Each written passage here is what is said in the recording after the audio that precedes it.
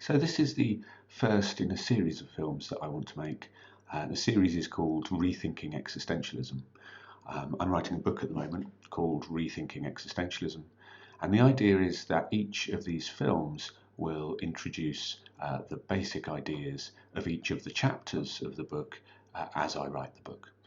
So each film will only be about 10, maybe 15 minutes long, and is really intended as a kind of bite-sized introduction to the chapter, and together they'll make a good introduction to the book. The book itself is focused on French existentialism, what I consider to be the core of classical existentialism. The works in the 1940s and early 1950s of Simone de Beauvoir and Jean-Paul Sartre, and to some extent Frantz Fanon. But the book will also kind of set their thought in its context by considering the relationships between what they have to say and the works of Albert Camus and Maurice Merleau-Ponty and slightly earlier works of Sigmund Freud.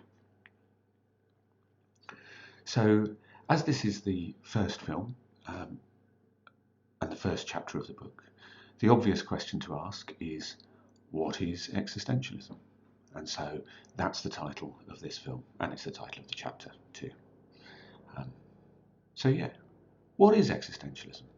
That's a very good question. I'm glad I asked that question, because if you pick up an introductory book or an introductory article or an encyclopedia article or something like that about existentialism, you might find frustratingly that it doesn't answer that question. It's quite common for introductory works on existentialism to just list a bunch of thinkers. They say, oh, it's the works of Kierkegaard and maybe Nietzsche, maybe Heidegger, Sartre, Beauvoir, maybe Camus, and maybe to pick out a bunch of issues that they all discussed, such as freedom or the significance of death and mortality, or the origins of moral values, or something like that. And it can be very hard to see what makes these people existentialists and what makes those theories, existentialist theories that are discussed in these works. It comes to look rather like a kind of ragbag of closely related thoughts by thinkers who influenced one another, but with no clear sense of unity, no clear sense of why those people and those thoughts are being categorized together in this way. And as a result, no clear definition of what existentialism really is. Now, I think that this has happened for historical reasons. For a long time in the 20th century, in the second half of the 20th century, in English-speaking universities in the USA and North America more generally, and in the UK, it was really taboo to talk about European philosophy. It was considered not really to be philosophy, not to be well thought out, rigorous, well argued, well considered work. And so it's in that context that people like Robert Solomon and Walter Kaufmann wrote introductions to what they called existentialism, which covered over a wide range of European thinkers, novelists, playwrights, as well as poets, as well as philosophers. And both Kaufmann and Solomon edited anthologies of extracts from the works of the people that they were discussing in their introductory books. And this is what formed the kind of core curriculum under the name of existentialism for thousands and thousands of students for years on end. And this, as I say, was just a way of getting this literature discussed in university departments, in philosophy departments, where it was considered not to be very good philosophy.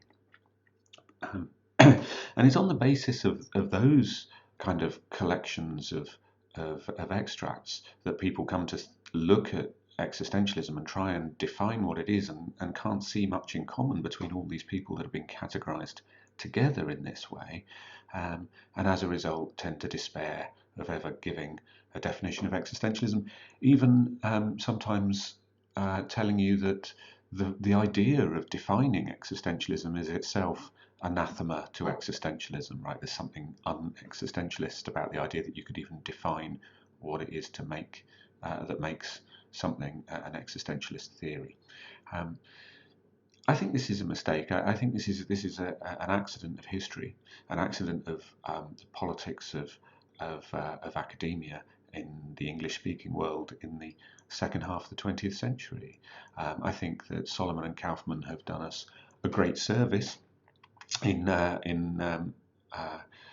bringing that European literature into the curriculum despite the opposition that they faced in doing so. But one of the side effects of the way they did it, and they used the word existentialism because it had such an appeal to students, but one of the side effects of doing it is that we've kind of lost sight of what really is or ever was the core of existentialism, I think. And so that's one of the things I want to rethink in this book. Because I think that actually the word is unusual in the history of philosophy in that it gets a clear definition pretty much as soon as it's even coined as a word, right? So the word was coined sometime probably around 1942, 1943, it seems, and it was used to label a kind of movement among philosophers who would talk about human existence in a certain kind of a way, who would use the word existential in a certain kind of way. And they would use that word to mean, to refer to the kind of existence that human beings have, the kind of way that we are, the kind of way that we live. And that's different from the kind of existence, as we would ordinarily use the word in English, the kind of existence of chairs and tables and rocks and planets and plants and rainbows and cats and dogs. Those all don't exist in this technical sense of the word, they just are. This is the use of the word existence which really traces back to Martin Heidegger.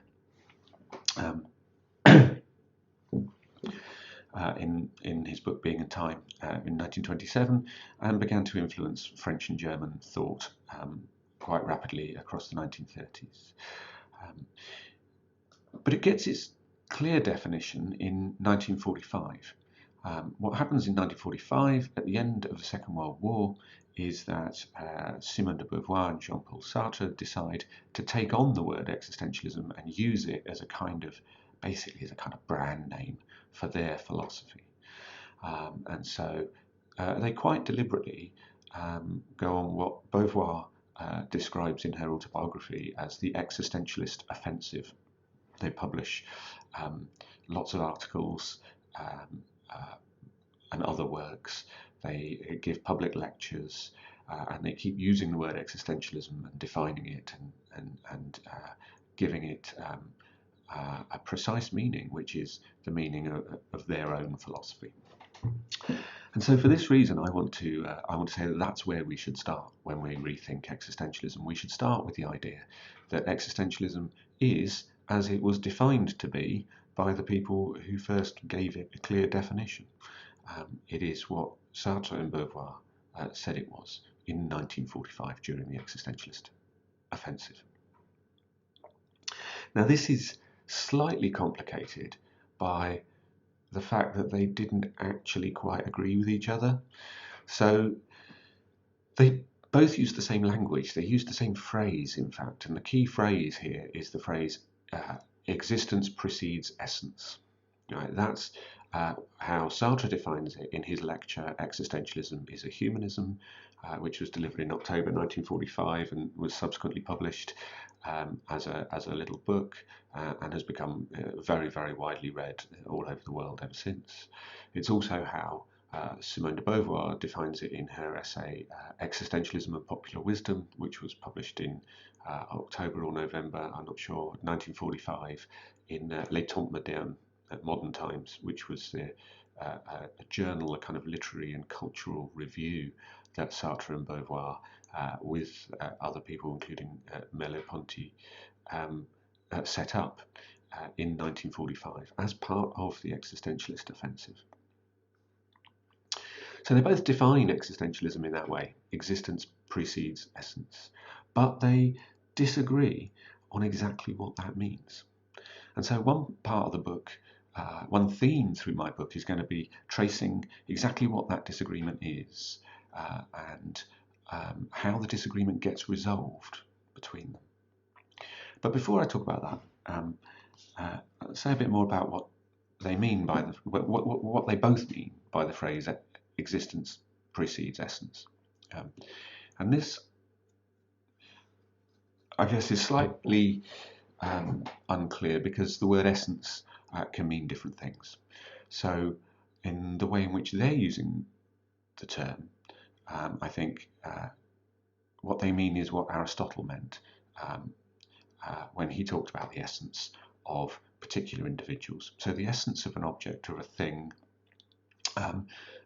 in this Aristotelian sense is the principle of organization, right, that explains why it does what it does. Okay, so it's what it is that explains how the object kind of has the effects that it has in the world by explaining how its various parts are organized and why its various parts are organized together in the way that they are. So as an example, you might think that the essence of a house, in this sense of essence, is that it's a shelter for living in. Right, and because it's a shelter for living in, well, it has parts like walls and a roof and places to sleep and places to cook and places to eat. And that these are all organised in such a way as to keep the rain out and the wind out and to keep it as warm as possible and so on. And why does it do all those things? Why does it have its various parts that it has that are organised in that way so that it serves that purpose? Well, because it's a shelter for living in. That's why. That's the essence of a house. So in their view that for human beings, existence precedes essence, what Beauvoir and Sartre are trying to say is that they think that for the individual human being, there is no single organising principle that explains why they behave the way they do, why they organise themselves and their lives the way that they do.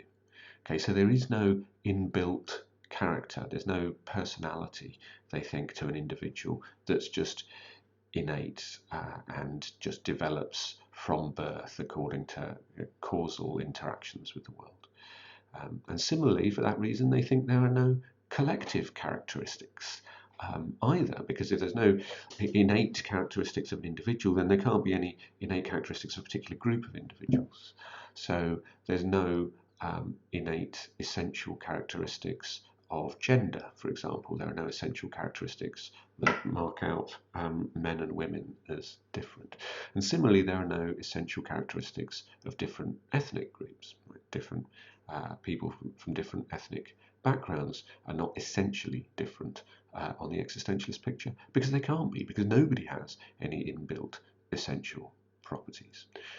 Instead, on their view, what makes each individual behave the way they do is a set of projects. That's their word for it. A set of projects that the individual is pursuing. And what that really comes down to, I think, is a set of values.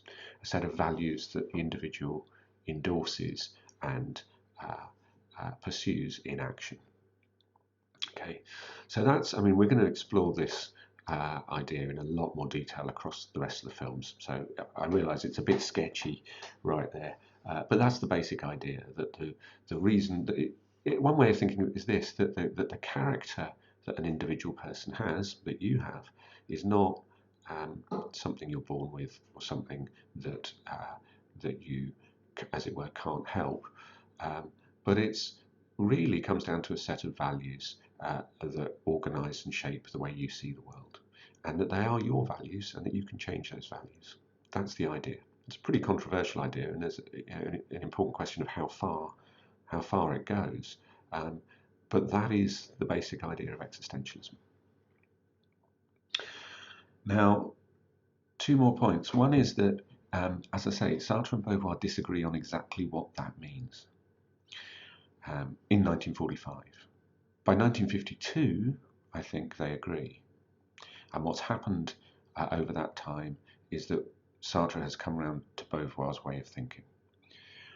So in 1945, Beauvoir's view all along, I think, is that the values that and the projects that you pursue become habituated. They become, to use Merleau-Ponty's word, sedimented.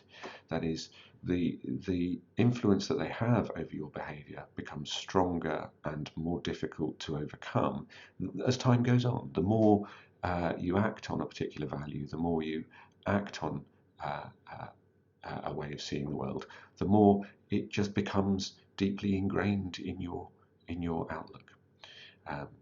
And that's not to say, for Beauvoir, that it can't be overcome, but to say that it can't simply be abandoned. You can't just change your mind and stop seeing the world the way you have done for years and years on end, right?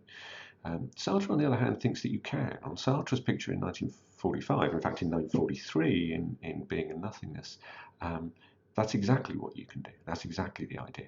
And that's what he calls radical freedom, that you can just overthrow at any time any aspect of your worldview, that, no matter how long it's been something that you know has been defining who you are.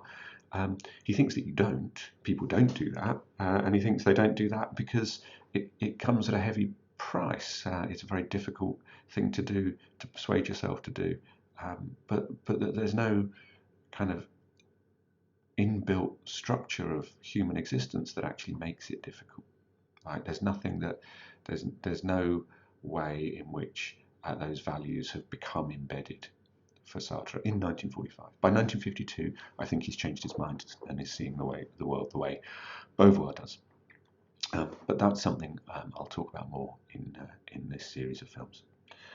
And the second point is that existentialism isn't only a theory of behaviour and motivation. It isn't only a theory of what it is to be human. It's also an ethical theory. In fact, it's their concern, in many ways, Beauvoir and Sartre are very traditional Socratic philosophers. They think that the fundamental question of philosophy is how one should live. Right? It's how to live.